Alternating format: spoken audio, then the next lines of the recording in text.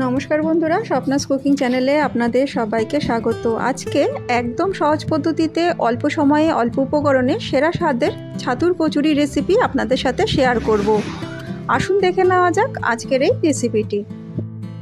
প্রথমে একটা ভাজা মশলা তৈরি করে নিয়েছি এখানে একটা গোটা শুকনো লঙ্কা, যেটাকে আমি হাফ টুকরো করে নিয়েছি 1 চামচ গোটা ধনে, আর নিয়েছি 1 চামচ গোটা জিরে।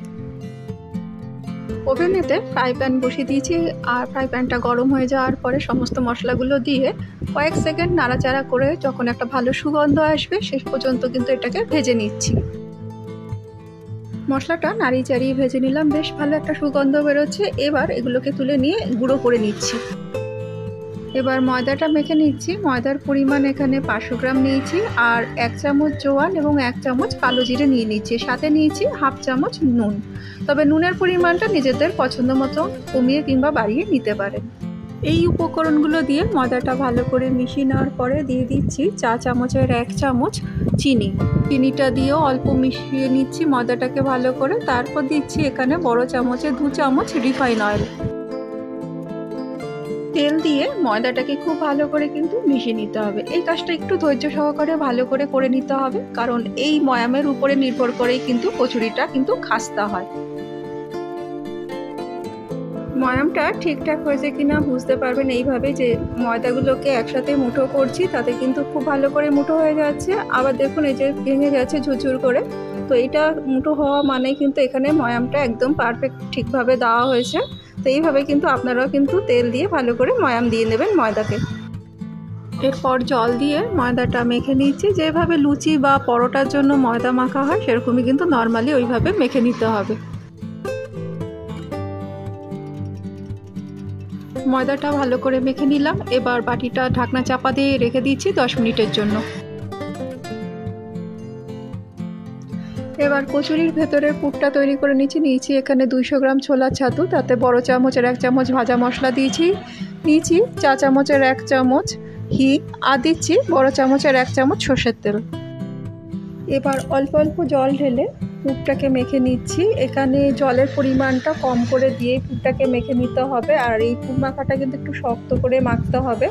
বেশি নরম করে পুর মাখলে পরে যখন ছাতুর পুরটা লেচির মধ্যে দিয়ে বেলতে যাবেন তখন কিন্তু পুরটা বেরিয়ে যাবে। সেই জন্য একটু শক্ত দিকে মেখে নিতে হবে পুরটাকে।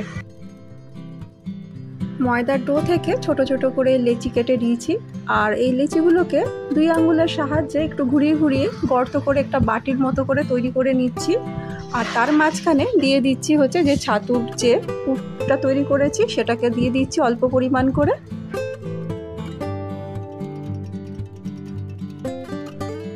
এবার ধার থেকে ময়দাগুলোকে টেনে মুখটাকে বন্ধ করে দিতে হবে, যাতে পুরের কোনো অংশ ময়দার লেচির বাইরে যেন বেরিয়ে না যায়। সেইভাবে কিন্তু মুখটা খুব ভালো করে বন্ধ করে দিতে হবে।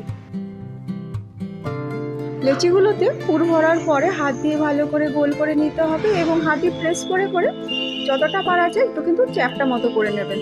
তাতে কি হবে, ভেতরে যে পুরটা ভরা আছে সেটা কিন্তু ধীরে ধীরে স্প্রেড করে যাবে, এবং বেলার সময় কিন্তু কোনো রকম অসুবিধা হবে না, যে ফেটে বেরিয়ে যায় সেইটা কিন্তু আর হবে না।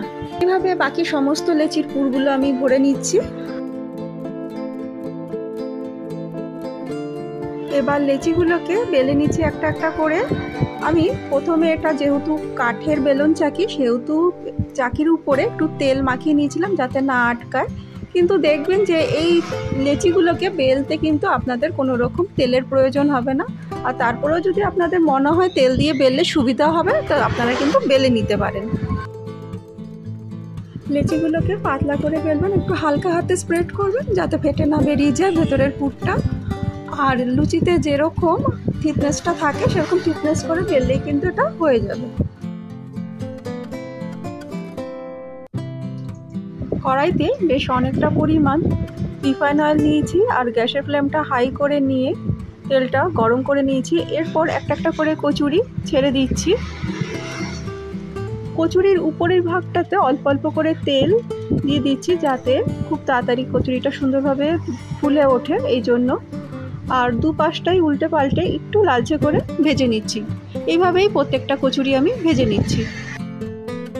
তৈরি এখানে গরম গরম খাস্তা কচুরি। আমি এখানে আলুর তরকারির সাথে এটা সার্ভ করেছি।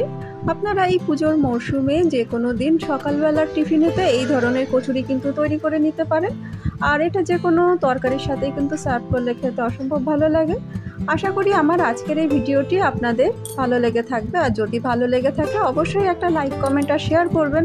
আর নতুন নতুন ভিডিও পেতে আমার চ্যানেলটা সাবস্ক্রাইব করার অনুরোধ রইল। সবাই খুব ভালো থাকবেন, সুস্থ থাকবেন। আবার দেখা হচ্ছে অন্য কোনো দিন অন্য কোনো ভিডিওতে।